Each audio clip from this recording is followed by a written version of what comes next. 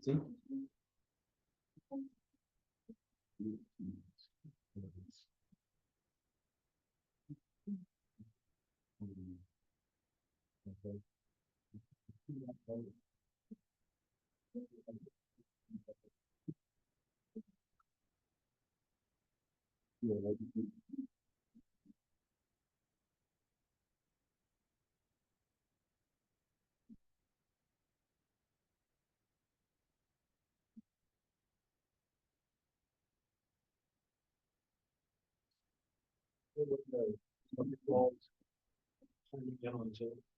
I do. I have Valerie, Joe Olds, and Hannah. I just yeah.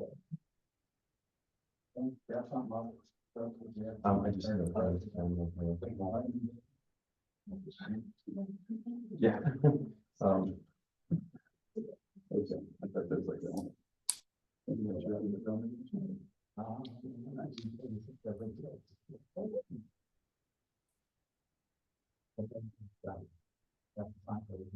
Rick Langenberg. Could I say that the sound is kind of strange to me? It's kind of muffly or something. Hi, Ann. Is this any better? It's echoey to me. Maybe it isn't to other people. I don't know. It could be me. Is this any better? How does this sound?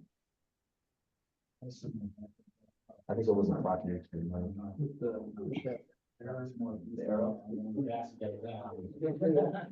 That's the smell of clean road. So it's freedom. That's right. Yeah. I just can't. No, I'm not gonna be mad, so the audio codec, that's what you want. Yeah. Was it too strong? So it should be working. Hello, Ann. Does this sound any better? It does. It's still I don't know if Rick is having trouble hearing or anybody else. It might just be me. I'll do my best. Thank you.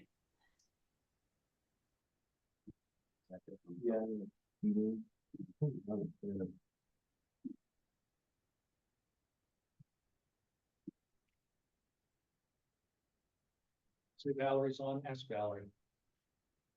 It's on. Oh, that's much better. Thank you. Okay, good deal. Thank you. That may be trying to pick up that microphone. Oh, it's like when I talk. It shouldn't, because it said the audio codec was what you had selected. Yeah, audio codec, same system. Oh, let's see. It's like the microphone. No, it's like that. It's about. It's like the microphone, that's the audio codec.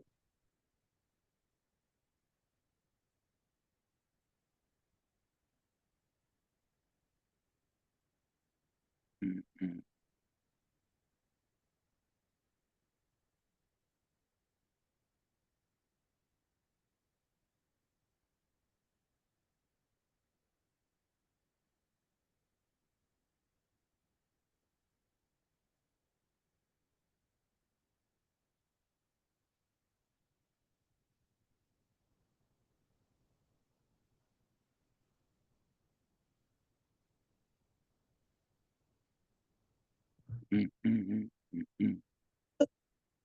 everyone, it's 7:01. We'll go ahead and call this meeting to order. If someone out in Zoom land could reply and let me know if you can hear me. Appreciate it. That's good. Sounds good. Okay, thank you. We're minus 2 board members at the moment, Trustee Ives, Trustee King. And with that, please join me in Pledge of Allegiance.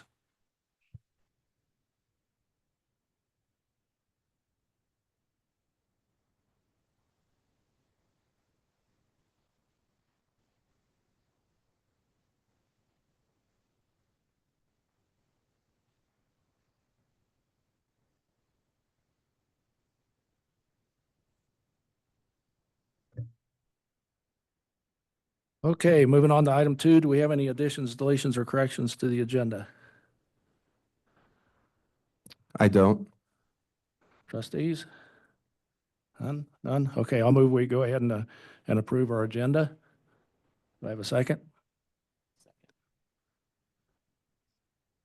Remember your mic. Second. Okay, it's been moved and seconded. We approve our agenda. All in favor, say aye. Aye. Aye. Any opposed? Nope. Okay, that carried.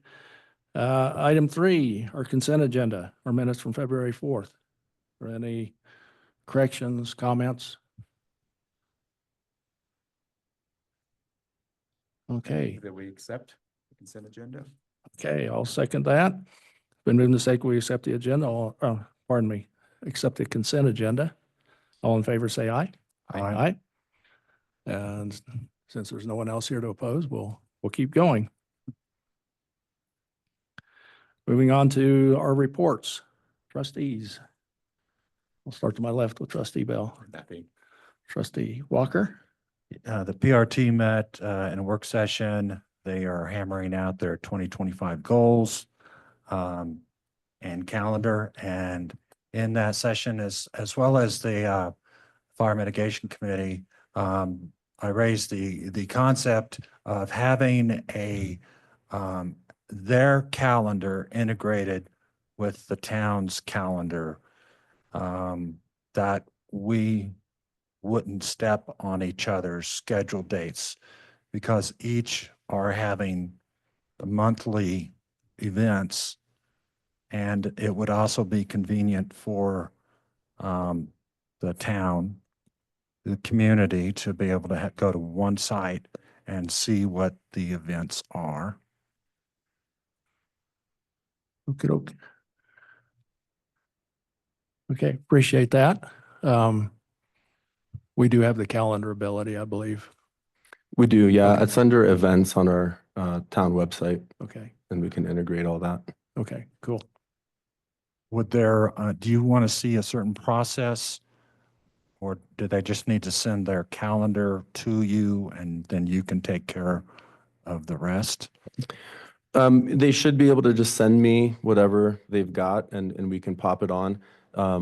Shelley Scott Nash has been awesome in helping with webmaster stuff, and she could have opinions on how to streamline that. So Okay, I'll get back to you if that's the case, but I think they Sure. can just launch it Yeah. over. okay, Yeah. thank you. Okay, for mayor reports, planning commission, they're kind of restarting their efforts with the comprehensive plan. There's a ADU ordinance that they've approved, but we can't vote on it yet because we have to repost it. It's a posting requirement. We had 2 items that were going at the same time, and we hit one of them with a continuation and the other one we didn't.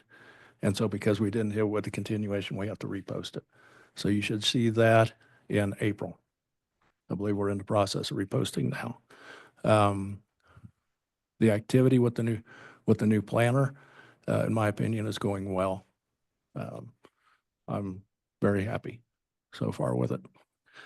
Mr. Mayor, is the planner, is it a full-time position? Just part-time? That's part-time Okay. A contractor or employee? employee, Okay, part-time employee. Yeah, I had to look over to make sure, but yeah, part-time all employee. right, thank you. Yep. But yeah, it seems to be going well. We are going to have a little bit more juicy items coming up in the near future. But I will say the intention that we did with the land use plan, where we have the minor site plans, those are actually, if there's no issues with setbacks or whatnot, those are clicking right along. So yeah, real happy with that piece of it. Granted, we haven't had anything where there's been encroachments, and that kind of throws another wrench in the works because we have to look at an easement or something or a variance along those lines. But you know, when we have the simple ones, the code is actually doing kind of what's supposed to. We are pushing people to have at a minimum pin locations identified, because we have had to go out and actually string a line and measure, you know, to make sure the setback was met. And so that's the main reason. So you may hear some feedback on that where we're pushing to have pin locations, and you do that with either physically knowing they're there and being able to document it, or having an ILC or a survey. So, there's been a lot of kind of activity on Reg 43. It's hard telling where it may go. I'm pretty sure the state's going to push their revision to the regulation through. How it affects us is the most difficult thing to try to figure out, because there's a local board of health piece and rolled in with all of this. And most of it comes in where you transfer the title. And there's language in this revision that local boards of health don't even have to have it. Or it could take some kind of form where they do it for some and don't do it for others. And so it's really difficult to try to let our community know how is this really going to affect us, because until the local boards of health really decide how they want to do it, if it gets passed, it's challenge. I've been in communication with one of the sitting El Paso County commissioners, who also oversees the Board of Health, and I've tried to give her feedback on it. I submitted the letter that was written by our town manager, opposing it, and we'll see where it goes. Okay, and other items in grants, we have up to 3 applications this month. There's one called the BRIC, which I think it was on our sheet from last month. And that one is due the 12th, and that's the one where we're going to see if we can get some funding to develop a stormwater management plan. There is a rural tribal assistance grant where we are going to use information that we did for our bridge to try to apply for that, and that would be just to do the engineering for the bridge. That one's exceptionally challenging because you got to be ready to type at 2 p.m. Eastern, right when they open it up. And so, yeah, very competitive grant. And the final one is congressionally directed spending, which you have to be shovel ready. But one of the things we may be able to do is look at anything that involves asphalt or replacing like an existing culvert. And so I think town manager is getting in contact with a company to give us some estimates, and we may try to chase that one too. And that is all that I have. And we'll move on to committee reports. We've been joined by Trustee Ives, for those of you who are on Zoom. Do we have any committees that would like to provide a report? I do have Paul Yingling from the Fire Mitigation Advisory Committee. Good evening, Mayor Dixon, board members.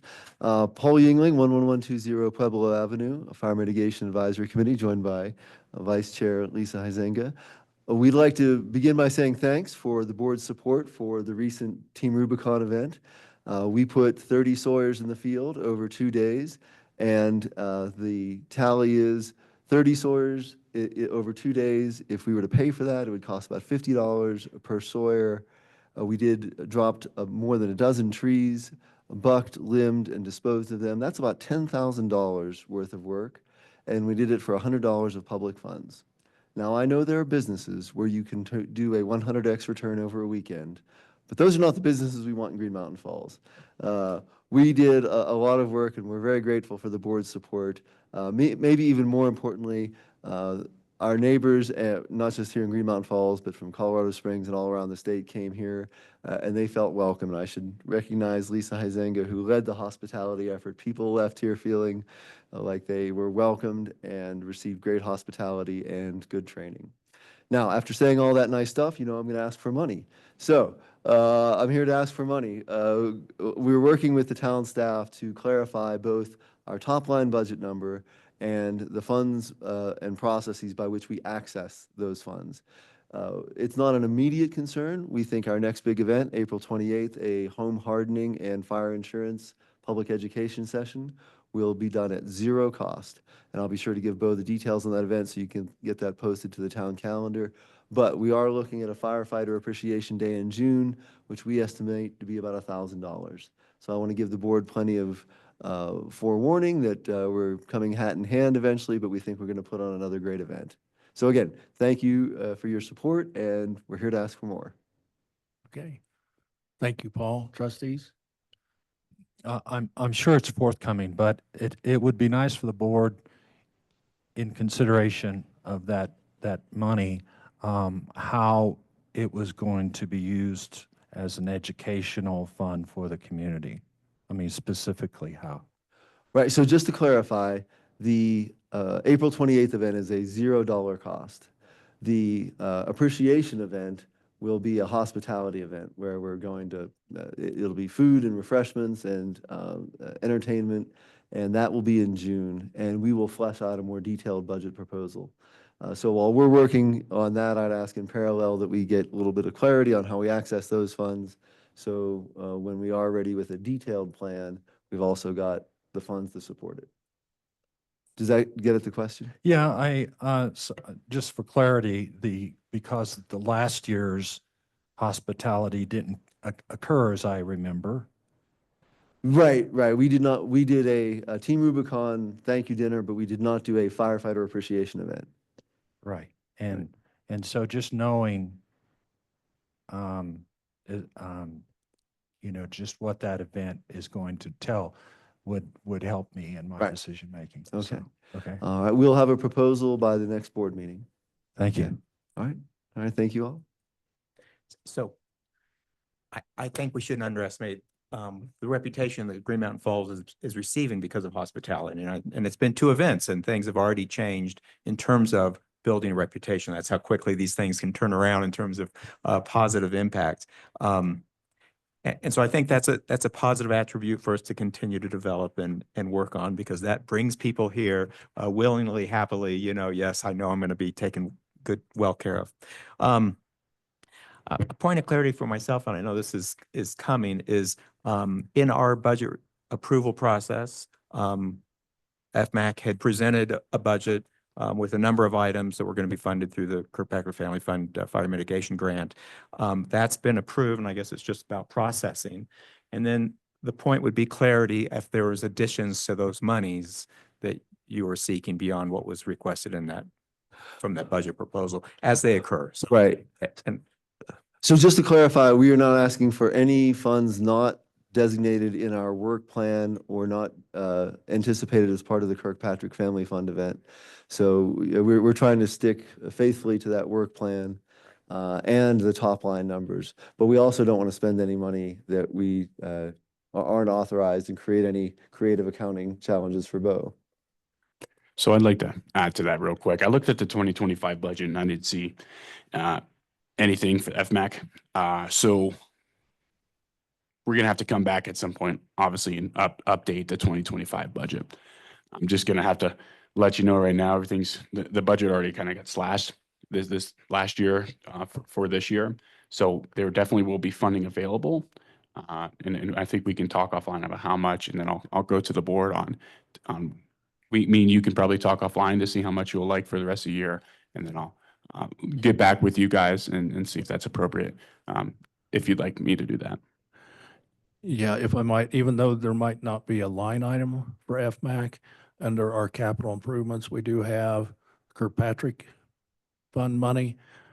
Now, we would need to check with them to see if this is something that is valid to have some of those funds spent on, or we could just come back to the board and say, or is the board okay with an extra 1,000 for the appreciation?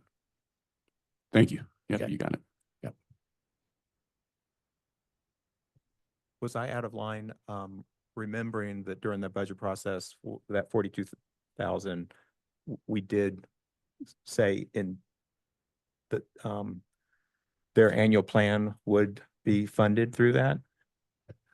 I think and I'm going from memory, and I hate to go from memory because it's probably not accurate, but I was thinking that we did pull some funds out of that, and I thought that it also gotten the okay to spend those funds on it.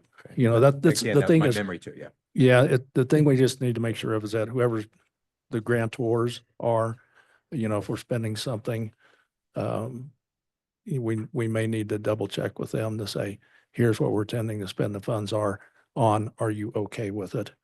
Does it fit within the parameters of the grant? So, The TM is correct. There is no line item for discretionary funds for the FEMAC. And I think maybe there should be, so that way we're not tapping into the grant funds that are meant for the mitigation. yeah, Well, we did talk about the request from all the committees. Remember, it was submitted after budget. the budget, so I don't think it went any further than that. No.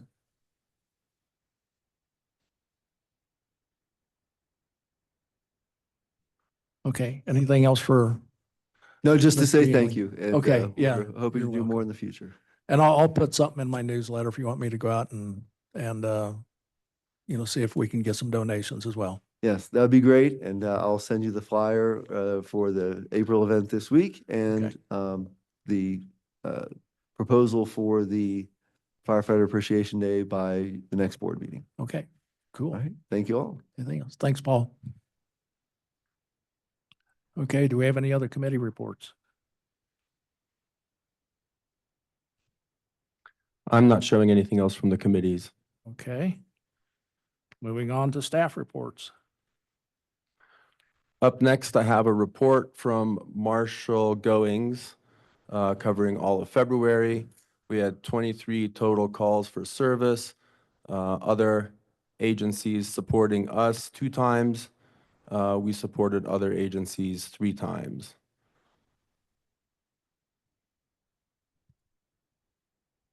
And this does not involve our latest one we had, where we had the folks up at town hall, does it? Yeah, I think this is just February. Okay.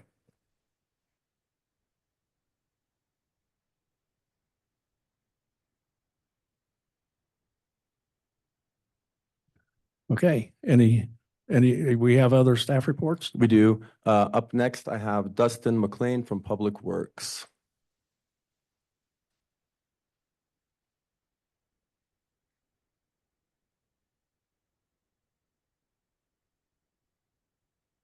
Everybody, Dustin McLean, Public Works Department. Let's see, report for the month of February. Start off, we got about 8 inches of snow in the 29 days of the longest February of last 4 years. Brings this total up to 57 inches for the season total. Overall, I'd have to say roads are holding up pretty well. Minus a few mud pile or, you know, a little bit of slushy, muddy messes around town where we have drainage, the constant drainage problems, and a little bit of potholing in those areas. But overall, everything's holding up pretty good, I think. As far as parks, we're doing the usual biweekly dog trash station pickup. Those extend throughout all the little bear-proof boxes we have through town.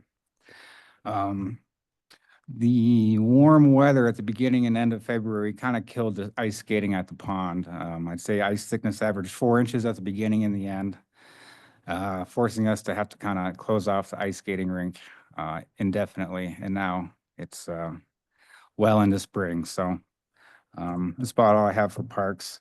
Equipment, we did a pressure wash and a full service on our skid loader.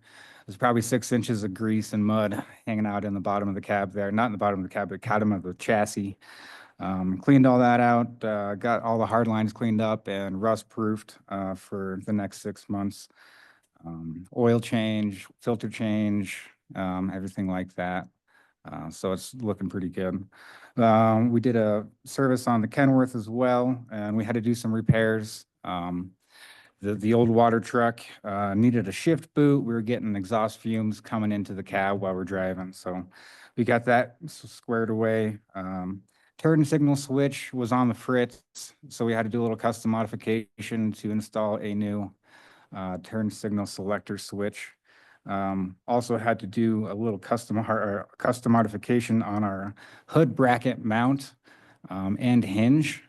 They don't make stuff for the 2000 model Kenworths anymore. So we're able to get a new hood hinge for it, but we had to modify a pin and a backing plate to mount to the fiberglass hood. On top of that, we got a new headlight on it, so we're rip roaring ready to go for that for the summer. Going out of equipment, town hall, we're doing weekly janitorial trash pickup here, the usual, and we are doing ongoing CDL training. Kelly is down. He had to redo his 2 or 1 week CDL training course. If you don't get your hours in by the end of the year, you have to take the course over again to get your hours back. You have to meet 40 hours and you have to have the class completed in 1 year and take your CDL drive test. Then you're good to go. He had to do the drive course again, beginning at the new year. So he's doing that yesterday, today, Monday, and Tuesday. And we're gonna get him tested and he'll get a CDL probably within the month. So if all goes well. And that's all I have. Hey, Dusty. Yes, sir. Hey, would you inform the board on some of the other stuff that you got done as well, like the dirt piles and the hole and the garbage cans? And That wouldn't that be for the month of March? my apologies. Okay, I'd like to add to that, and thank you, Dusty, that was great. I'd like to add to that the rail guard. Which road is that? Park? That would be the Hotel Street, Park Avenue, Hotel Street, guardrail. Got it. Park Avenue rail guard will be taken down this year. We will be taking it down and throwing over some grates at the east end. That deep east end grate we'll be patching over. We'll be looking at some other options as well. Maybe even if we can afford to put grades going all the way up the slope, but for right now, just that deep end. But you can expect that road to be fixed. Yeah, we've been spitballing some ideas back and forth. I'm not sure what direction we're gonna go, but ultimately we'll seek some approval one way or another. So that's all I have. Question, is there any way to get that done before the end of June? Everything is possible. It just depends on the monsoons. Yeah, Where do you want us? So there's 80 man hours a week here. With the Right. Public Works Department. So we do what we can. there's activities that begin kind of towards the end of June that would probably benefit if that guardrail, if we're planning on taking it out, it'd benefit from having that gone by then. Looks like we got some direction. Sounds good. Any questions? Yeah, Yeah. are all the major leaks on that skid steer, been remedied? Major leaks? Yeah. Yeah. Hydraulic leaks? Oh, yeah. Oh, yeah. Okay. There's probably going to be a couple fuel hoses. There's one in particular that we keep cutting and sliding up a little bit further on the nipple valve. But eventually it's just like a 6-inch piece of fuel hose, but it's easy enough to replace. As far as the hard lines, we don't want to have to replace any rusted hard lines in the bottom of the chassis of that thing. That's going to be a major problem. So quarterly, we take it and wash it out and get some rust proofing on there, and we're good to go. But yeah, no major leaks. Okay, thanks. Thanks, Dusty. Yep, thank you all. Up next, I have, my report. STR renewals are actually complete since I put this together. They're all done. I have 4 openings. 2 properties changed hands, so the license can't renew, and 2 individuals chose not to renew. I've got 6 people on the wait list. Actually, 2 more just jumped on, so 4 of those will be getting processed soon. The fee schedule, I printed that out for everybody, and I'm hoping to just get your notes back, and I'll have it polished enough for a vote, maybe at the next meeting. The big development, Sean Goings let me know that the model traffic code is 276 pages long. And so we're just going to take out the MTC portion of the fee schedule, so it'll shorten it about a page and a half. And we're just gonna reference current year model traffic code so that we're not limited out there on the streets of what we can enforce, and we don't have to have a 300-page thing for everyone. The election, we're gonna put together some town hall meetings coming up. I'm thinking before board meetings, and then we should add more. So, you know, a discussion, how many town hall meetings we would like to have and whatnot. We'll start scheduling those. If we're talking about taxes, it's a Tabor issue. So there's notice requirements. We have to define the type of tax, and then legal has to get back to us for proposed resolution language. So it'll be a meshwork between, you know, what comes in from the public through those town halls and what you guys will see in that resolution.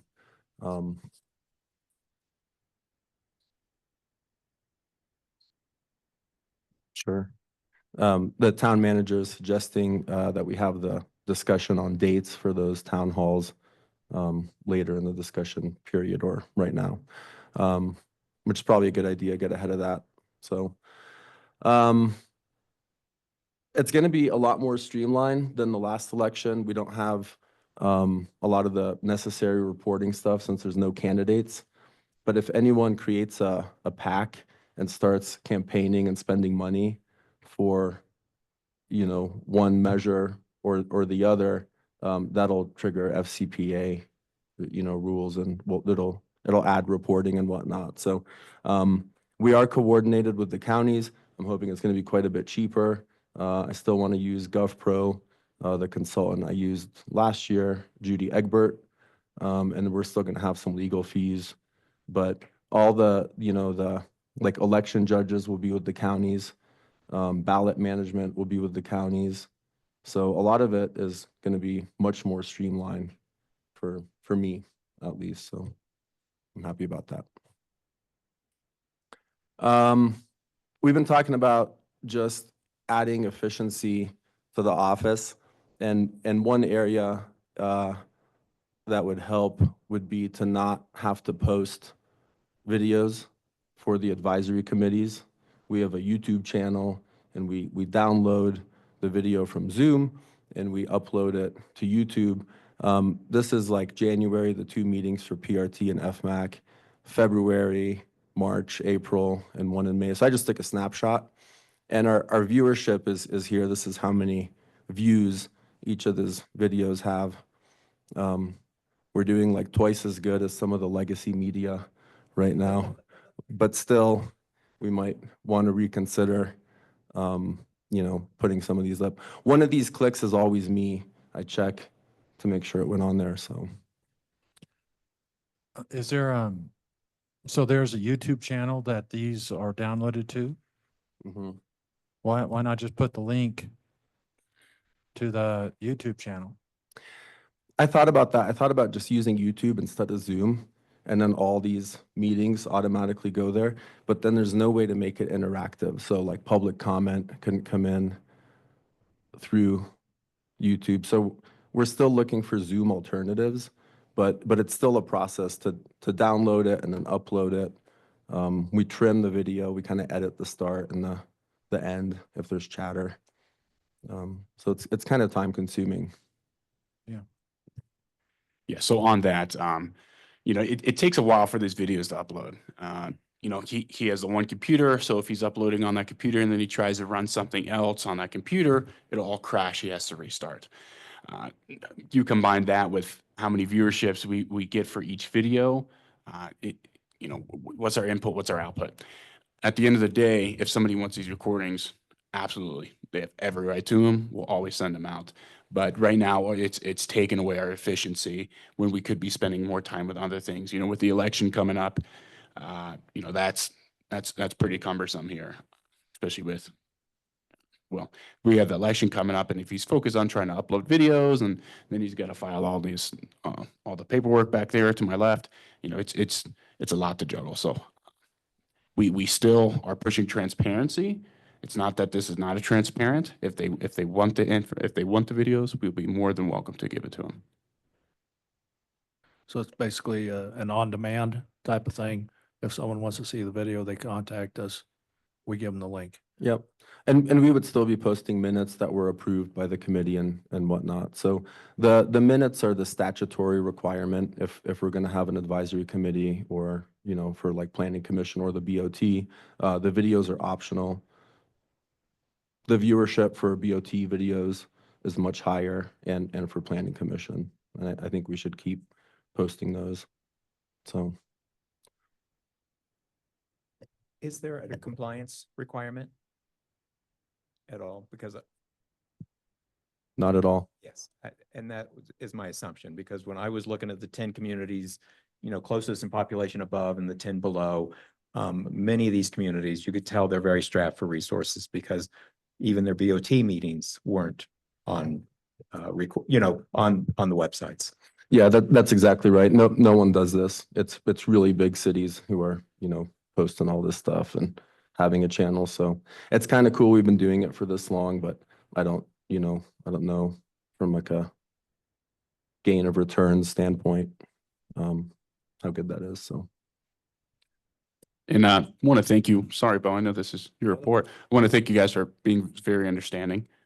If you do have problems here in the future, please bring it up, and we'll get that figured out. So thank you very much.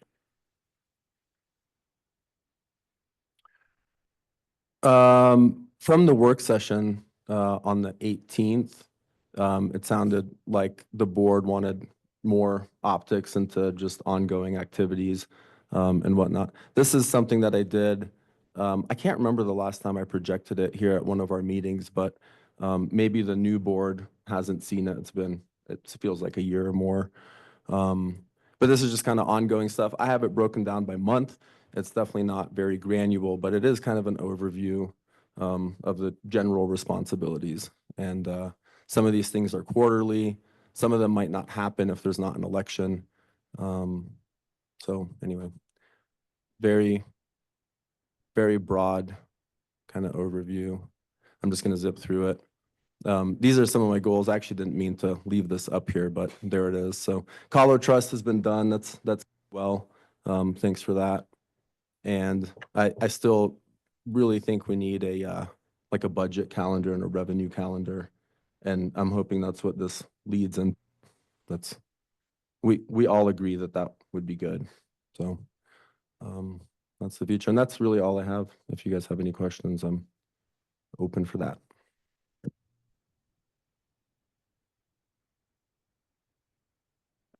Okay. Next. Next, I have a report from the town manager, Caleb Patterson.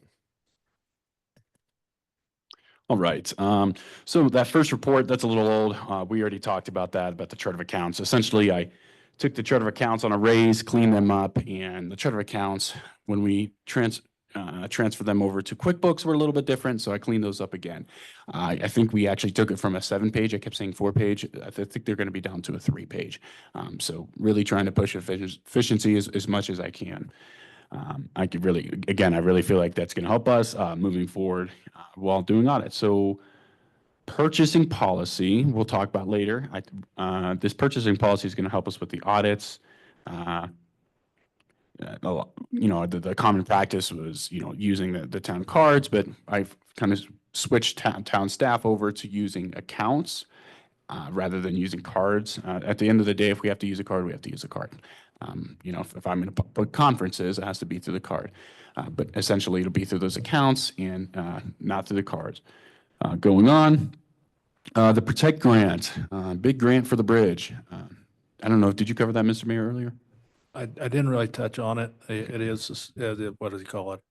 I don't know if suspended is the right word or not, but paused. Yeah. Paused is the right word. Paused would be the, I guess, a more politically correct term. Right now, as the federal government is going through and looking at what, their budget, some of the federal programs got cut, or I wouldn't say cut, but they got paused until they can be reviewed. And one of those was the Protect Grant. For those listening, the Protect Grant was $8 million project for our bridge down here. So that is why we're going to be applying for that PRT grant for engineering, because this got put on hold. Now, later on, if that grant gets put back on, then we absolutely will be applying for it. But until then, it's a waiting game. Kind of get what we can, take what we can get. So nuisance tree code, I'm following you guys up on that. We're good to go. I know there is, some speculation on whether or not we needed anything more. I went ahead and looked at our ordinance. Our ordinance already has, who does the enforcement, what steps have to be taken, et cetera, et cetera. Now, I know that we had a committee here looking at what trees they wanted to take away or not. I don't know if that's what you still want to continue. I would say, I would say that's it's not as pressing at the moment, especially when it goes on the private land. And I think our code enforcement needs to be really reactionary. So if someone gets called in with a complaint, then we go act on it, rather than acting ahead of time. Because if you go and do something with neighbor A and then neighbor that neighbor A says, hey, why don't go to neighbor B, right? I think his problem's worse than mine. Then you get caught up in that. So having that, oh, okay, we're going off of complaint. When talking with that person, it helps. So let me know, guys, if that's something, go ahead and chime in if right now, if you have something to add. The only thing that, from my understanding, we really need to get a kind of associated with a collection agency, because we tend to have some issues, going forward if we're having to go down that path. Absolutely. I have looked into some, actually hopped on the manager's list and asked them for different peoples they use. I know El Paso has one, so I'll probably get in touch with them. So definitely can do that. Now I have a few more reports. Yes, sir. How will you handle the complaints that are on public right of way?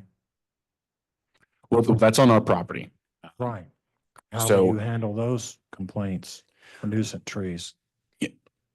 Absolutely. So what I think we need to do is that we're going to have to, that's going to have to be in the 2025 budget when we amend in the 2026. If we're going to start allocating funds to that, it could be as simple as putting money aside. We have someone who will cut that down the tree and they go get it done. Or we can partner with FMAC, since we have them, and seeing if there could be some partnership there cutting down trees on public right away. So Yeah, my board position is that I think that we should get our own backyard in order before we start enforcing other, our citizens' backyard. yes, sir. I absolutely agree. So some of the things that did not get put onto the reports, like this report is put out 2 weeks before in order for the clerk to get your agendas out a week prior. Going on, I think Bo already talked about it. We're gonna have to plan the workshop for some of the ballot issues. I think we were kind of thinking, in order to make use of your guys' time, if you'd like, we can do in 2 hours before the board meetings, starting at 5, or an hour before the board meeting. Mr. Mayor, I know you talked about it some with me. If you want to chime in, please do so. Yeah, I think we were originally targeting the first one to be on the next board meeting at the 1st of April, and an hour, 2 hours before the meeting, whatever people think will work. Mhm. And it's really just to try to start getting feedback from the public.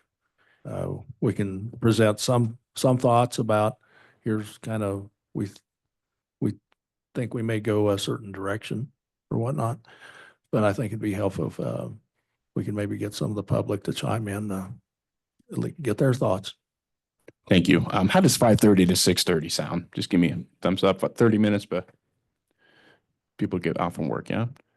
Say again. 5:30 to 6:30 for the next board meeting. Gives us time to transition off Zoom and So we're gonna have a 30-minute break before the regular board meeting. I can push it. I don't mind. What would you like? I don't mind starting at 5:30 or, 5:30. And that would give us some buffer time. But you know, if it's just a 30-minute session, you know, that really kills a lot of my Mhm. schedule if I have to break for 45 minutes before the regular meeting. Mhm. I know in times past, we, you know, went right up to the hour, seemed to work pretty close. But depends on how much time we estimate we need for the work session, I think. Yeah, this would actually be more like a town hall. Mm. Town hall prior to the board meeting Ah. for the ballot language. And so, you know, again, it's tough to get an idea because it depends on how many people show up. And so, you know, we All right. could start at, But we could do this. How about 6 to 6:45? That gives 15 minutes people to go, or go right up to the hour. You tell me. yeah. I'm 6, good 6, with 6. Yeah. All right, 6 to 6. 6:45 will be the next meeting for that.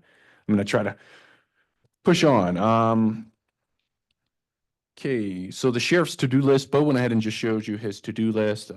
Earlier, I have the sheriff's to-do list.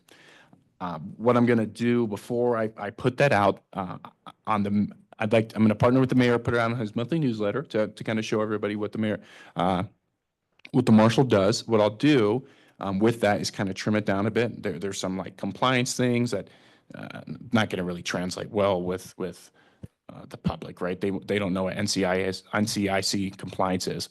So what I can do is, you know, next week is email you guys his full list, so you have that. And, I'll also email that list out to the public. Those are some of the goals we talked about.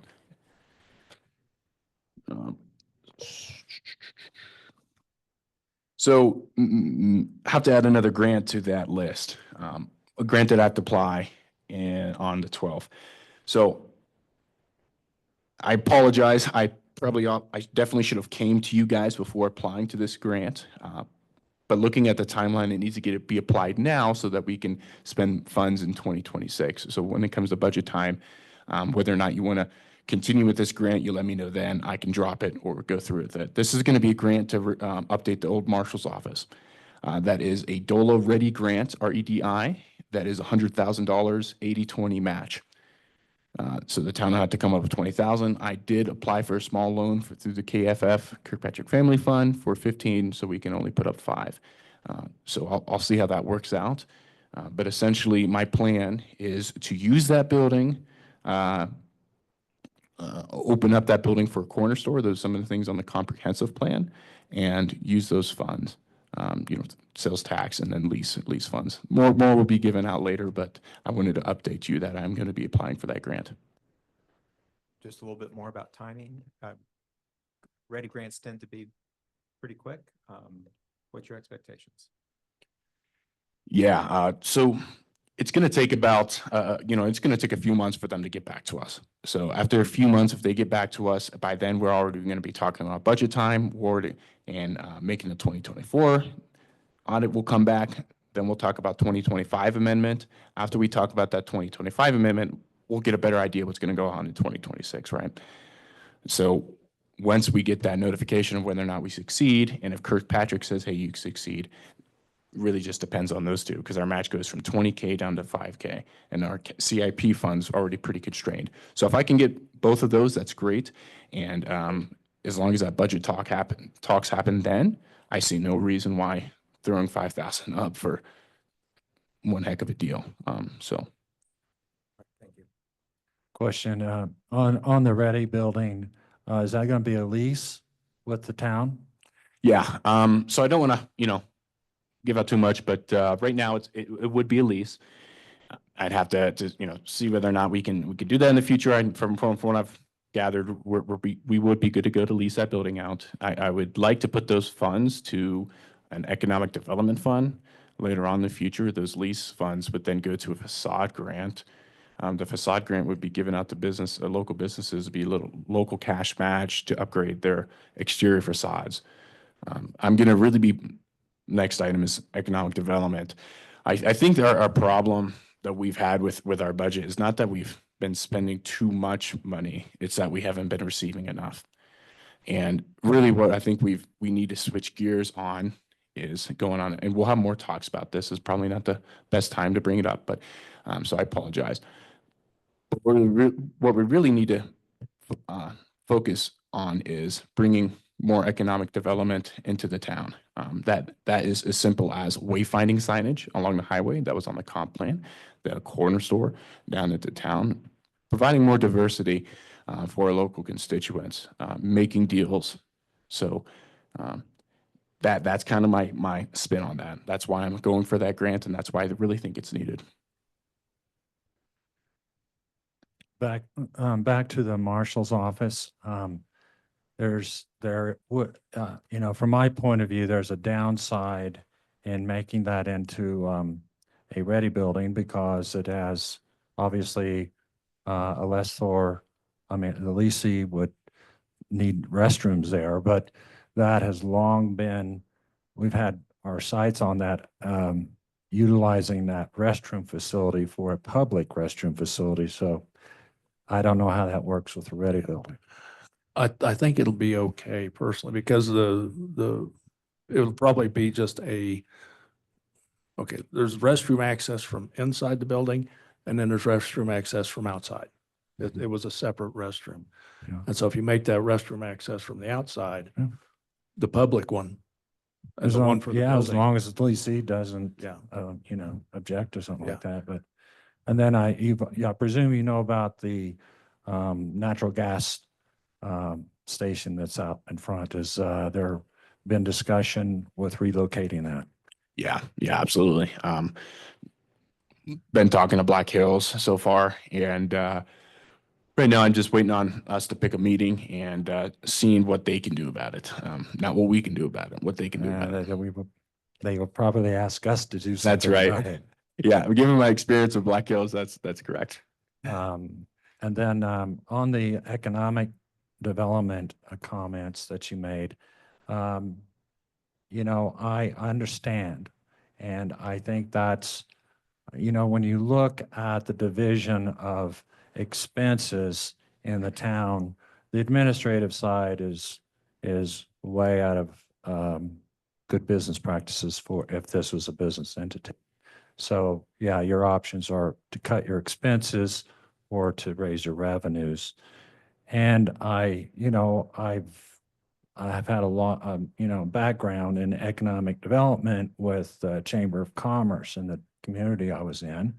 And so I think that's a good road for the long-term health of this community. However, there are a lot of people in the community that are anti-growth, and they prefer just the things just the way they were. So I think that there could be an educational process with the community as we move forward on this road in our attempt to generate new revenues. And I think the main focus would be we're generating revenues from outside sources, i.e. Tourists, as opposed to, community revenues from property taxes. So I think with the right kind of marketing and education with the community, that will get, a lot of people on board. But I really think that our long-term health depends on creating a tourist traffic and capturing revenues from that traffic. Absolutely. Thank you so much for that. Sure. Okay, anything else? That's all I have for reports. Okay, with that, we'll move on to our first public comment period. Do we have anyone in the audience that would like to comment?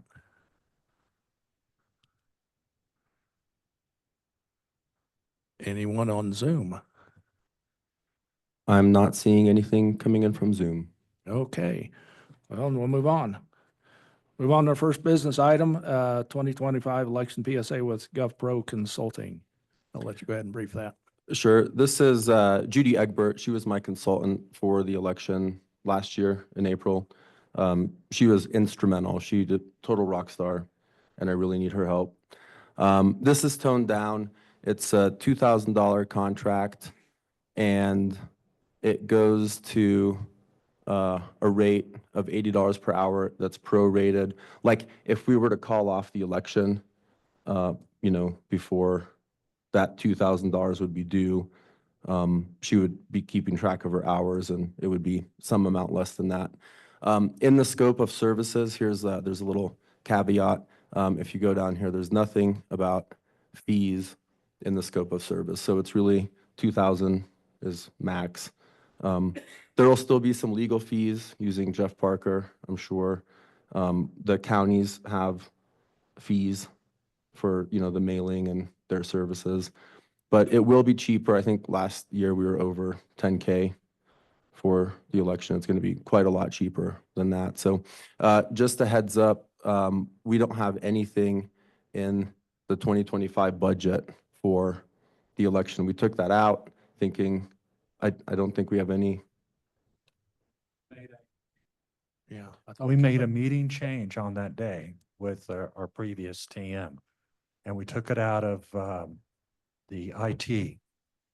And Oh, put, Yeah, I was $2,000. thinking we do have funding for an election item. We'll need to double fantastic. check I that. felt like we took that out and then, at some meeting after we decided to have a special election. So I wanted to point that out that we might be deficient in the budget, but I'll have to check that. Yeah, There was a lot of back and forth, If so. my memory serves me correct, it was I thought we put $2,000. it in. I thought we put some money in. Yeah.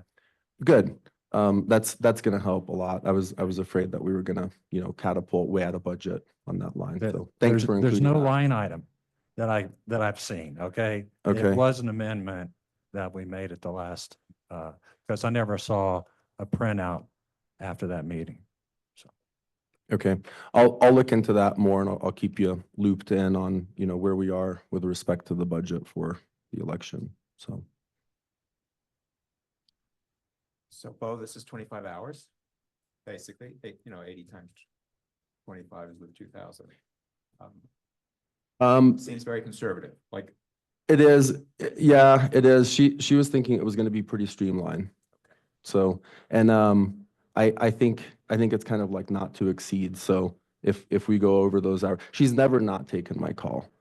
And, she felt very available. So, I'd be shocked if she said, hey, I'm capped out at this rate or something like that. But I think if we were to terminate early, she would, try to calculate, what that was. And yeah, I could see it pretty quickly amassing 25 hours. So, the para comment, shouldn't we know that answer? We should know that answer already, right? what was that again? So there's a call out for para, because she's a para retiree. I did see that. We are not members of para and that would not apply. So I think this is like a generic contract and some municipalities participate and some don't. So. Okay, trustees, any other questions? I have no issue with the contract. Okay, if there's no other questions or comments, I'll entertain a motion. I move that we accept the contract, the service agreement for the special election. One question is this for the, a BOT election or is this for the ballot issue or both?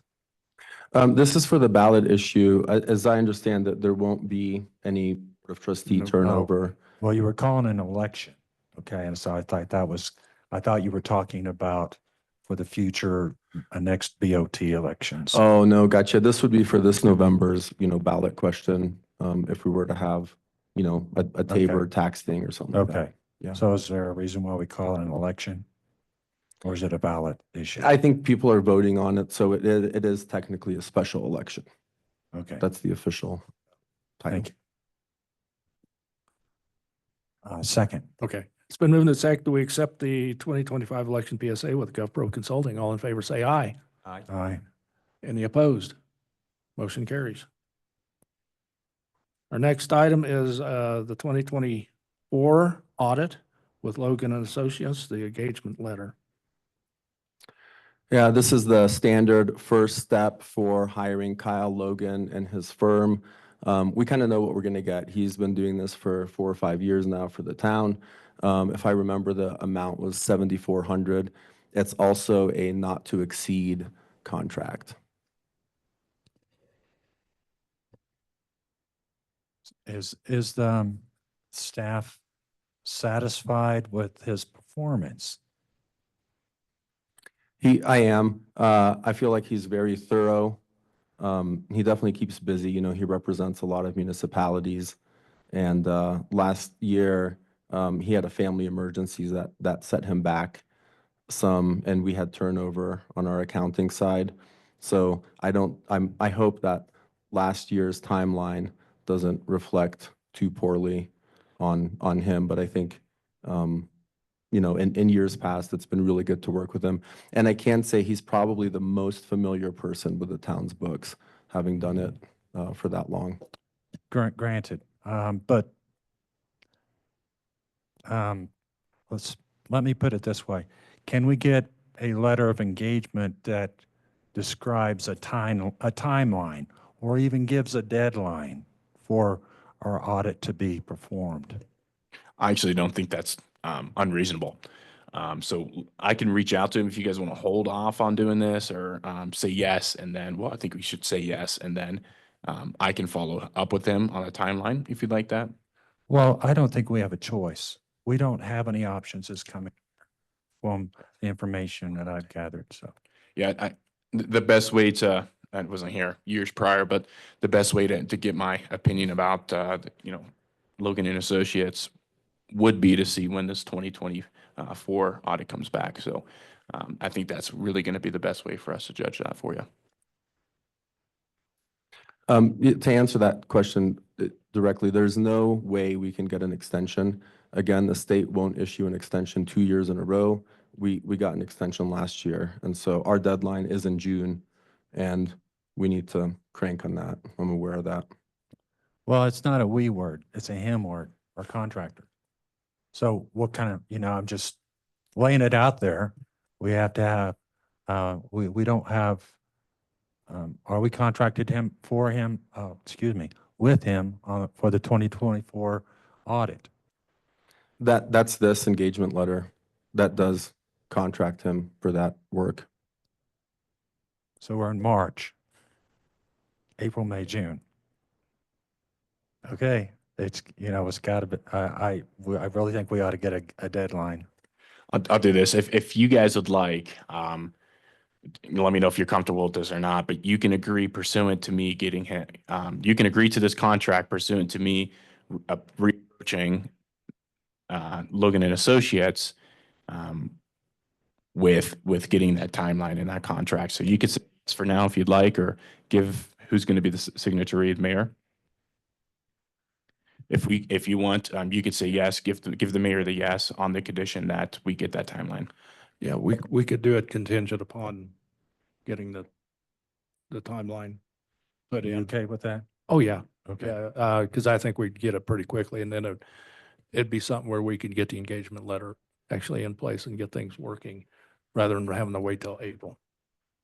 Yeah, So, we don't have any time, unfortunately, What? Yeah. to get them working. We cut another month off of it. That's probably not going to help. No. We get that done sooner. I'm not asking to push it off to this month. I'm asking you guys to agree to give myself to reach out to him and the mayor to sign that base for that timeline. So We want a deadline with this contract. correct. Okay, we can do a contingency then. okay, you want to go ahead and move that, make a motion on that? So I'll move, we approve that auditor's contract with a contingency clause, a deadline for the completion of the 2024 town budget or a town audit. And I'll second. So it's been moved and seconded that we approve the 2024 Logan and Associates engagement letter with the contingency of including a deadline that meets our requirements. All in favor, say aye. All right. Aye. Any opposed? Motion carries. Our final business item is the 2025 Bronc Day Special Event Application. And I think we have someone here to talk to us about that.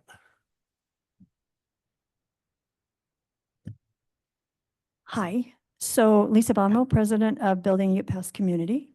we are excited about the next Bronc Day, the 87th Annual Bronc Day. It's coming up July 26th, and there is an application for a special event to occur for the town. And we would like you guys to consider waiving the fee again this year. It's been very generous in the past. We feel like we bring a lot of business in on that day to support our local businesses, a lot of dollars, and also a lot of visibility to all that Green Mountain Falls has to offer. So, anyone have any questions? Any food trucks? There will be food trucks. Oh, and there's something else. We're going to have a Bronc Day dance. We just decided today. We approved that. A what? A Bronc Day dance after the Bronc Day Festival. So with respect to the food trucks, how does the Yes. town capture the sales tax with those food sales? The individual food trucks report to the state, and the state gets that back to us. And we do have a mobile food vendor license that we sell. And have we in the past received sales tax revenues from mobile food trucks? We have, it's hard to tell because there's other vendors, so I don't have like a carve out. But I can see a bump up that comes in, after these events. So this and Green Box. Okay. Thank you. And don't they also pay a fee, a peddler mobile fee Yeah, to the town as yeah, well? there is a licensure fee. Yeah, and they pay that. A couple of things to add, if I may. There's not going to be a beer garden. There's no special event liquor license this year. And I did talk to Marshall Goings about him waiving the traffic control fee. I know that last year the board kind of reverted to Sean's take on that, and he was fine waiving that if the board agreed to do that. Okay, Thank you. Trustees, any other comments? I don't know if you know, but is the marshal plan on hiring help or? I did ask that. He's got 2 officers and cars from Woodland Park coming, as well as our reserves. So are those guys volunteering or are they extra duty? Do you know? I didn't ask that, and I don't know. Okay. Well, yeah, if we're gonna have to pay for it, I mean, we're gonna have to. Oh, hang on. Hang on a minute. Audience, if you got a comment to answer the question, please use the microphone.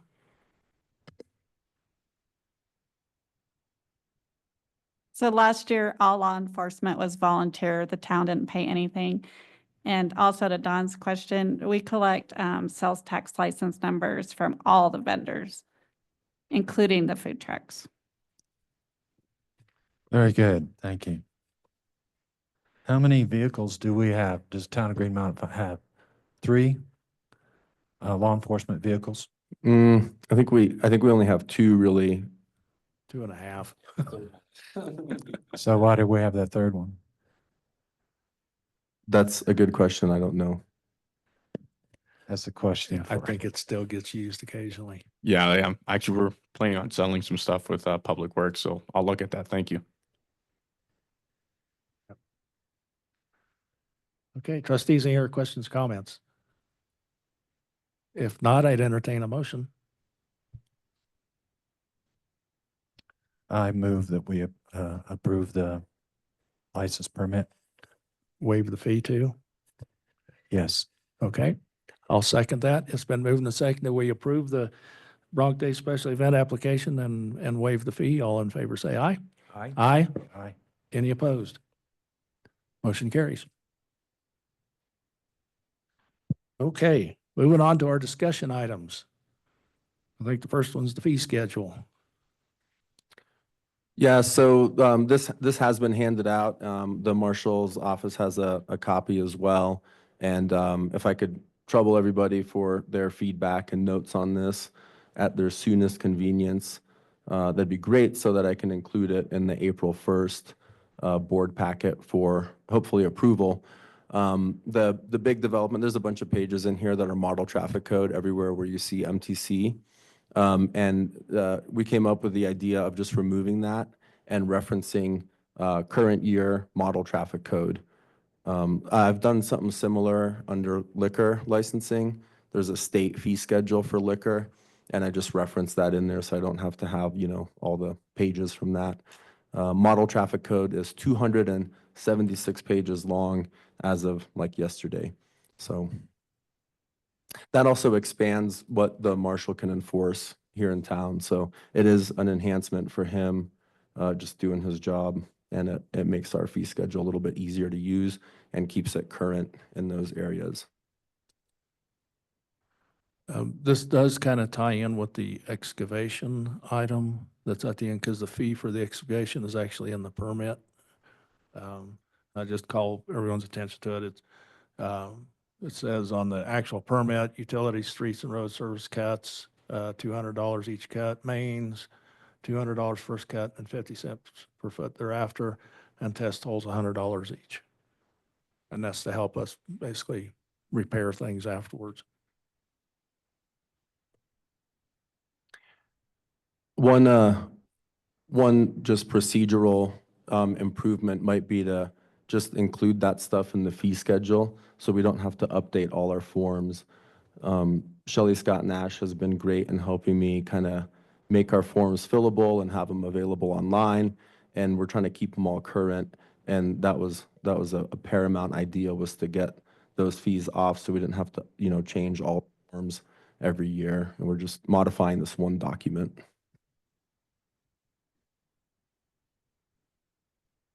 Okay, so action on board to come back next meeting with come back if you can within a couple weeks, actually, because we like to try to get things out a little earlier now. So if you get your comments in a couple weeks, it'd be appreciated.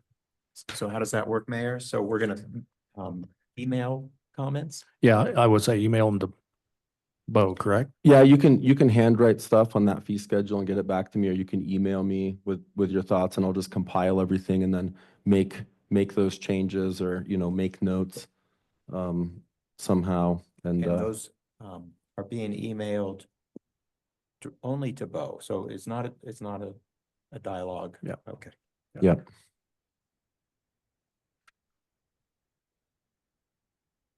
Okay, is there any more discussion on the fee schedule? Okay, if not, we'll move on to the task list.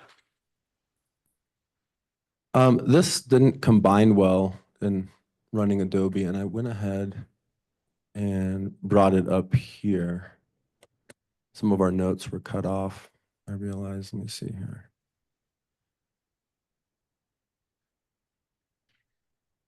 Oh, there's Caleb's notes there. Don't show the notes. Oh no, I went out of my way to show the notes. It's too late. Shrink. No, it's okay. We can have it out. I actually want to expand it just a little bit here so we can see the nitty-gritty stuff better. They're like, you're looking into my head at the moment. It's okay. We operate on full transparency here. That's good. This says, I haven't kept this up to date. I just kind of put it back in here. I have some notes on the bottom. These were the rolling chairs. This was actually Trustee King reminded me of this, like on the February 4th meeting.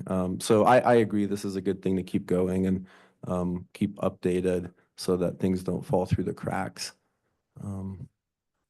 Okay, so again, the request of the board is to take this and put in any that might have potentially dropped over time, and any new ones that we might have. Is that the request?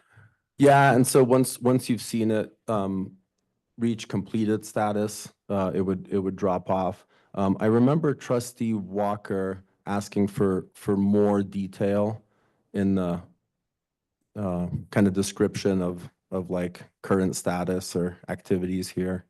Tell me if I'm forgetting any other parts of it. No, that's correct. Yeah. It's, something more than in progress. I was like, are you waiting for materials? Is it under study? Yeah. But we like the general format and want to keep it going. Do we? Yeah, okay.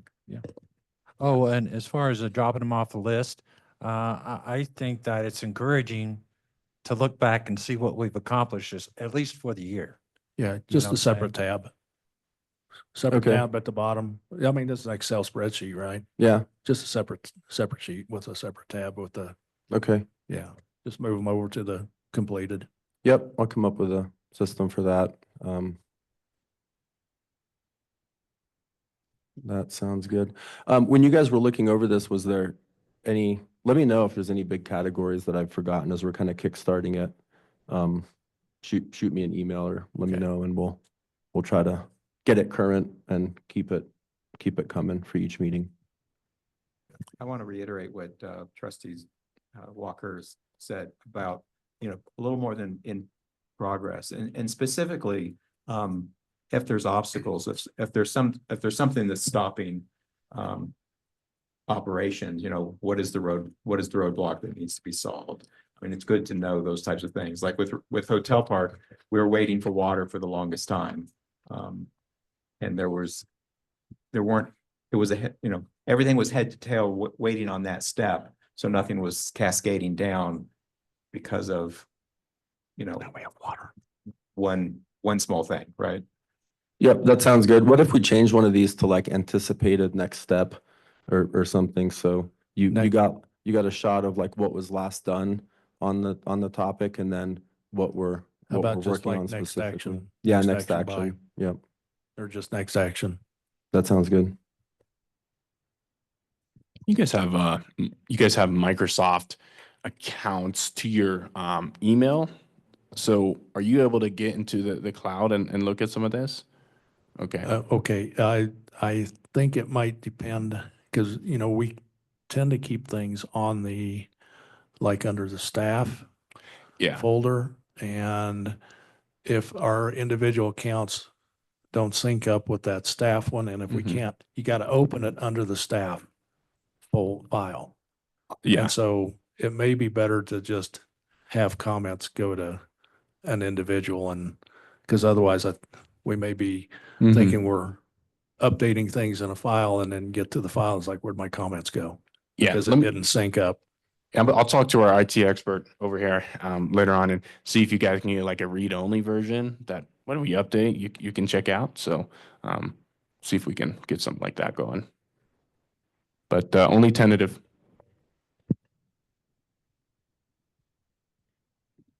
So there is something here that's listed completed staging policy.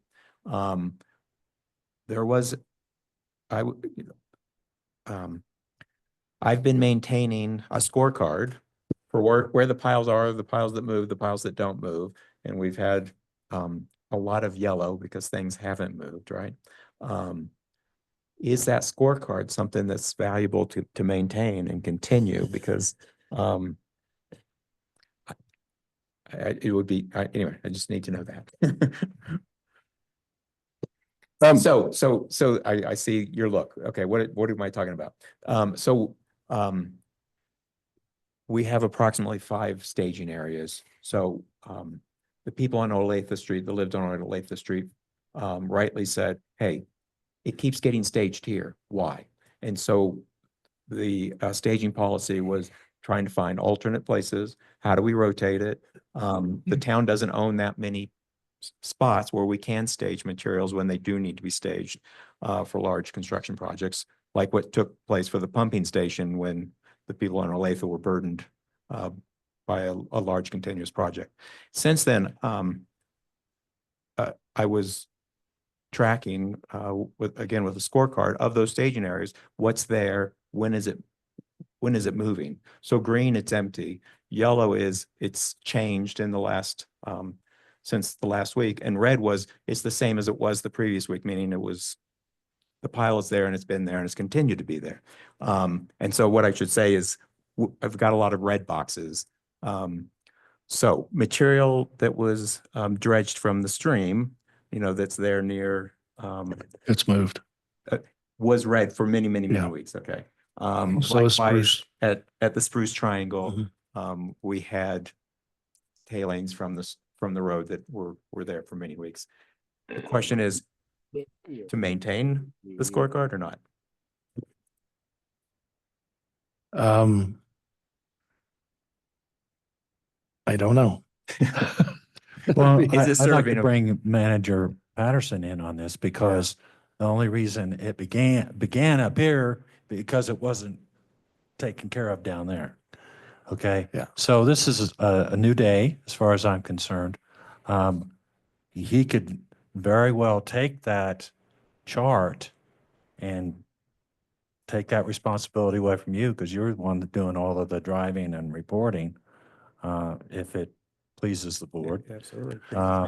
And it was one of the most effective things we did as a new board, as Yeah. we came out in April last year, but man, it got picked up immediately once there was eyes on it. Yeah, a couple questions on that. And I don't want to get too off track, but that list, is there a current problem now? Just real quick, is there a current problem now with any of the piles, or Yeah, has it been solved? Okay, so what I'll probably do, I would like to take a look at that list. I'm sure if there is a problem with some of the staging areas, we can get that fixed relatively easily. Mr. Mayor has already done some legwork on a CSU lot, so I might be able to even use the CSU lot away from a lot of our residents there and use that as a staging area rather than, we were thinking hiker parking, but if it helps, I think we can use that lot as well. Yeah, just an update on that. With the latest board direction was to send a letter out to the people within 150 feet. That's the same thing we do if we basically rezone it. And so I've posed the question to the CSU, would they be okay if we just go ahead and look at rezoning? Because that'll save us from having to send out 2 letters to all the neighbors. well, Mr. Mayor, I do recall the board's pleasure was if, and that's a big if, we got the community's okay on the use of that land. Now, Yeah, my thinking is that, you know, it's the same process. And so if it's just really to keep from having to send out 2 letters that basically say the same thing. And so CSU, would you be okay if we rezone? And then we make that part of the rezoning process. We go out to the community and the neighbors and say, what do you think?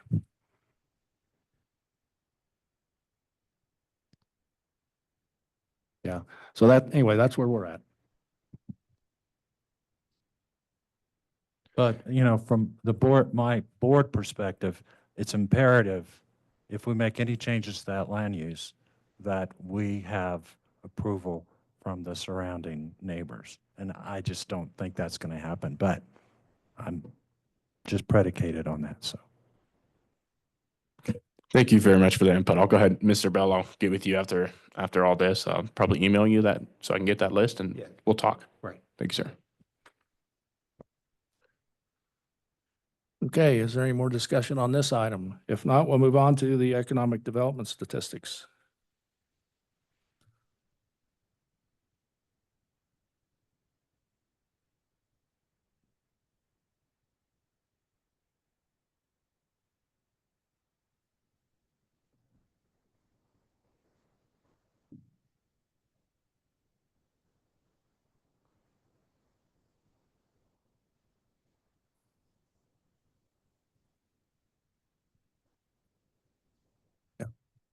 Sorry, I was waiting on your introduction there. My apologies.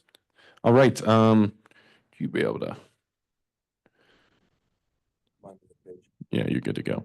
All right, so I just wanted to share this with you. I apologize. I thought you were going to give me a good introduction there. I was waiting on that.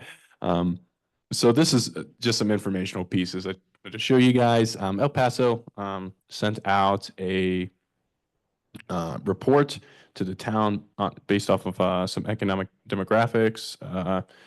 Our jobs went down from 51 to 47 now with this is from 2019, 2024. So hopefully with the opening of the Verde restaurant, that we'll be able to flip that. Going down, job trends have kind of been steady. over in Green Mountain Falls, neither really decreased by too much or increased, but we have had a few losses. I just really wanted to put this in there to get something for you guys to look at.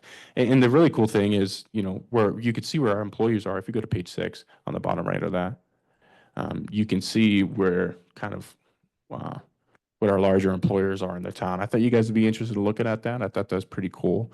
And we don't have to stay on that for too long, but all right, we can go on to the next subject, next agenda. Rhonda? Maybe,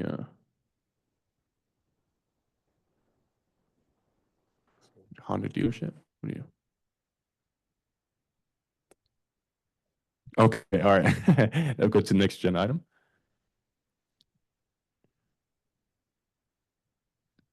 No, purchasing policy. I'm done with that. I just wanted to show them that real quick. Is there any comments on that? No? All right. So I've got a question. Yes, sir. So, on page 1, at the very beginning, it says 47 total regional employment. Is that the whole number of residents that are employed according to this? No, I don't think that's a whole number of residents that's employed. I think that's what jobs we have in town, like what the total number of businesses we have. Within town? Yes. there's 47. Okay. Yes. Okay. Very good, because that wasn't reconciling with the page 6 of 194 companies employer workforce. Okay. All right. Thank you. Okay, is there any other discussion on this item? If not, we'll move on to purchasing policy. All right. Thank you, Mr. Mayor. This is the long-awaited purchasing policy I've been talking with you all about. Actually made some updates with that after our FMAC head here actually suggested that we talk about some processes for some of our committees. I did add in after the fact, you won't see here, but I did add in some of the processes for committees. Now, I'm just going to go ahead and go through this. So purchases of less than $1,000, our department heads can give the thumbs up or thumbs down. Purchases from 1,000 to 10,000, I can give the thumbs up or thumbs down. Anything above that would be a yay or nay from you guys. Now, you can see this is a discussion item, not a business item. So this is where if you'd like to chip in, please do so now. My question would be, are you comfortable with one? I am comfortable with our department heads making purchase of $1,000 and less. And in fact, especially for buying materials, right? I mean, that money comes up quick. But are you comfortable with the manager's office spending anywhere from $1,000, $10,000 before having to come to you? Now, if it's budgeted, then I will come to you. If it's not, then that's the difference. Yeah, it's your spending power would be restricted by the budget line item, correct? That's a good question. Yes, absolutely. I mean, So- there's going to be times that we go over. I think in 2025, we've already gone over on some of them, but correct. So what, if you're within a budget item that's say $50,000, then, and your purchase out of the administration is $10,001, are you saying that you request, the policy says you have to request approval from the board? No, so let's say we put in a budget for equipment for Public Works, and this equipment is the budget for equipment is $50,000. Essentially, if that money is already budgeted and the department head spends more than $1,000 on that piece of equipment, they have to go to me for a sign off. And if I have, and this is where the financial transparency comes into play. So I actually might have miscorrected myself when I said if it's in the budget, I don't need the approval. But if something is $10,000 and over, and even if the Public Works budget is $50,000, I still have to come to you for approval. I'm willing to do that. I know that in the past, right, financial transparency was something we needed to work on. So this is something I'm willing to do. So I'm not quite reading it that way. Okay. It says purchases in excess of 10,000, any item for services, projects, or equipment in this category must be approved by the town board of trustees unless budgeted by the board Oh, in the I current put year that in there. budget. I'll go ahead and exit that out of there. Well, I did end up putting that. I added Is that. this any one purchase or cumulative? No, no, it's any one purchase. But essentially I just can't go around and, I don't know, let's just say there's a new truck, and rather than buying the whole truck, I just buy pieces of the truck and put it together. Like, I can't do that, obviously. Well, I thought it's already specified in the Muni code, so. Yeah. Yeah. So I'm actually going to take that part out, if you would like, that says, unless otherwise budgeted for. I forgot that I put that in. Thank you, Mr. Mayor. Yeah. How do you feel on that? I mean, I trust myself to spend freely, but, You know, I take, maybe I take an oversimplistic view, but my opinion is if we've already budgeted a certain amount of money and you're staying within that Mhm. dollar figure, you're the manager. So that's your role to spend it according to that line item. mhm. To me, but personally, it feels like I would be almost micromanaging, and I don't micromanage. So yeah, to me, if we've already budgeted an amount and you're within that amount, I mean, you're the manager, that's your role. Absolutely. And I appreciate that. I just wanted to at least give you guys that option, moving forward. So thank you for that. But if you're fine with that, wording, we'll go down. Well, I think, go ahead, John. Well, I was going to agree with the mayor to keep in the word unless. Right. Maybe our policy ought to restate that your spending restraint is the budget, the board approved budget. Absolutely. I'll definitely put that in there. Because that's a And- compliance issue. Right. Yeah. Yeah. And if it's anything outside the budget, then that would require board approval. I'll go ahead and rework on that. Thank you very much. Okay, let's go down to F. This is going to go over some of the uses with the credit card. You know, I've changed again. If you have to buy something, it has to go through an account. If you have to use a credit card, it should be used for emergency purposes only. And that's what that is switched to. Comparative price quotations, that should be 1,000 to 10,000.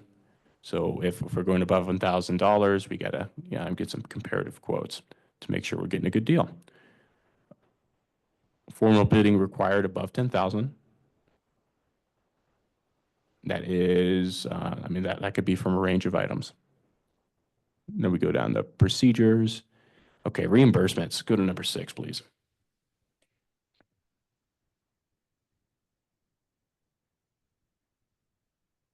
All right. So right now, what I'm doing with this is I'm looking right now to see if our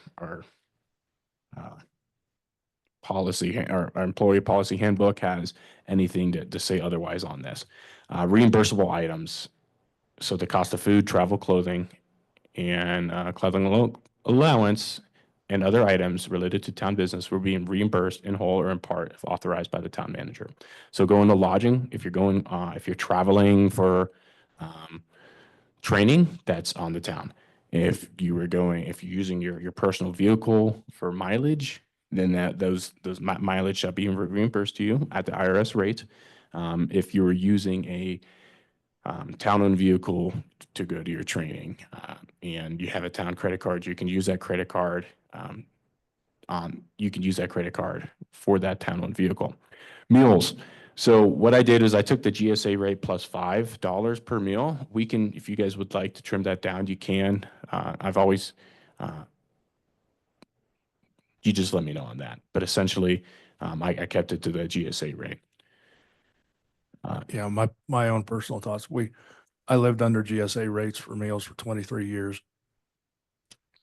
It's doable. Mm-hmm. And there's sometimes you get, well, of course, means they'd have to, if they're going to a certain location, they may have to look up that specific location because sometimes it varies with location. Absolutely. Okay, going down to clothing. Went ahead and put some clothing budgets in here for our guys. So Public Works, especially, they necessarily don't have a uniform. So a lot of times they're out there with their own personal clothes and we should be reimbursing them for that. That's at $500. That's kind of what I'm seeing as, see, that's about average, might be a little bit low, but that $500 can cover boots and other items. Public safety, again, with them, boots, other items, going, now, it just, just depends. For the most part, public safety will have their own budget for their own equipment. So a lot of their equipment is their uniform, since public safety has a uniform that covers that. But if they're ever, using their personal items, then, we're saying that we're going to reimburse them. Admin as well. I put admin at $350 per year per employee. Admin's a little bit less just because our clothes don't have as much wear and tear as the other departments. Receipts, all requests and reimbursement shall be accompanied by receipts. And that's pretty much it on that. If you have any more comments, please let me know. I'll take this with your comments. I'll go ahead and get it worked and put this back over to you. Well, I don't object to the concept, but unless there's money in the budget to accomplish those things, then it's a no-go. Correct. If you'd like, you're speaking to anything from reimbursements, all of reimbursements? Yeah, it's got to come from somewhere. Absolutely. And that is what is assumed. I mean, to me, it'd just be easier to give them a raise to compensate. We'll talk about that for sure then. But correct. I mean, they can't, if they're going to go over budget, they can't spend more. So it really just depends on the budget. But So actually, it's in this concept, you're just adding a line item for reimbursements. that's right. That's exactly what I'm doing. Yeah. All right. Any questions on that? So on that note, what is new in that regard? So, for reimbursements? Yeah, so the So- card usage is new. When I first came in, a lot of what we were doing was putting items on card and getting taxed. So that had to change. The spending limit got changed, as well as card usage. So those would be the three biggest things. I really think if by cutting down on some of the cutting down on the usage on the cards, we're going to save a lot of money. So, is there anybody who's confused on this? I mean, no. Do we like it? Do we not like it? Let me know. Can I add to it? Let me know. If you have any more questions, get them mailed out or email me out within a week or two. This will be on the next agenda for you guys to vote on. So this is a request for a policy change. Correct. Yes. Right now, I'm having you guys look at it, and then next month it'll be on the agenda to approve or deny. So just on that, a footnote to this topic is the fact that, where does the clothing reimbursement, where's that shown in the budget? That is in there. Another new thing, just to add is that this admin line item, that's not been part of the budget in the past.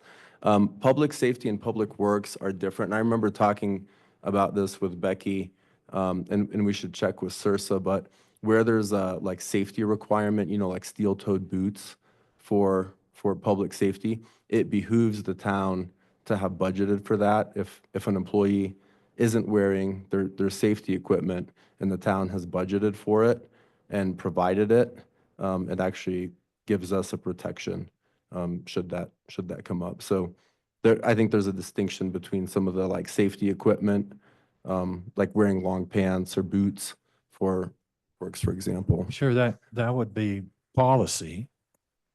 And then, but it just seems to me it'd be so much easier to pay them enough to afford the equipment than they need for their work, instead of going through the back door. Why not both? I just like one door. I agree with you. I do tend to agree with both. It does give us some protection. This is already But budgeted I'm for, just saying, believe it. you know, yeah, I don't want to disregard safety, but I'm saying that falls on the department head. You know, if he's not compliant with the policies, the rules and policies of the safety policies, the PPE, then that's on him and not the town. Yeah, I think we'd want to, it seems like I've had to deal with something in the past where I don't think you want to just say bump up the salary. I think you want to try to have the PPE provided. And I wish I could remember what it was I ran into. I think it was out on an accident, aircraft accident. And the Okay. government actually had to Well, provide me. just then ask me, where does it fall? What line item in the budget picks that up? Yeah, that should be under, I think it's under training, to be honest with you. So if, and I could go back and verify, but How yeah, about we just have a PPE line then? okay. I think when we're gonna update the chart of accounts, it should just say reimbursements and be a pretty big blanket. How's that? Yeah. All right. Okay, are there any more questions on the purchasing policy? Yeah, get any comments in, as soon as you can get them in. And we'll move right on to the excavation permit. All right. February meeting, you guys were wanting some information on excavations and excavation permits. I took an example from another municipality and just pasted it over to some updating. I thought it was a pretty good I thought it was a pretty good policy. Yeah, the only thing I would comment on is, there's a page that shows existing pavement curb and existing pavement, new rollover curb. We don't have any curbs. I'll get rid of that. Yes, sir. Yeah. Yeah. We do have 20 foot of curb on hotel, Yeah, well, on the yeah, parks. But we don't have any curbs in the traditional sense. Maybe I should say. Okay, that. thank you, because I was looking at that last page and I was like, why do we need that last page? I'm sorry. I probably should have taken that out. That's my apologies. But everything else, let me know if that fee schedule is a little bit hard for you guys to interpret. Really, that is each cut. So, Yeah, I think the old forms going back to 2019, the whole sum was what, $25 or something? Yeah, it was hard. You do. Yeah, there was a lot of math, and if you didn't get to $25, then it triggered a $25 minimum, and that was pretty much always what it was. And that really won't cover the repair that our guys will have to do if we have to go back and repair it. Yeah. Because ultimately, if they do a cut, especially if it's cold, it's gonna sink. Yeah. Especially on the asphalt. So, yeah, on that protections, it actually requires a bond. So somebody has to go out and get a bond if they're gonna start cutting up the town road. And if, it doesn't comply with some of these provisions here, we say, hey, we're pulling that bond. And if they don't come and fix it, we pull the bond. So. okay, that finishes up our discussion items. Do we have any correspondence we need to bring up? I do not. Okay, that moves us on into our second public comment period. I'll look to the audience first, see if there's any public commenters, and then we'll go to Zoom. See if there's anyone on Zoom that would like to comment. Hello, town clerk. Is there anyone on Zoom that would like to comment? Sorry about getting distant there. I don't have anything on Zoom. Okay, with that, it is 8:41 and we are adjourned.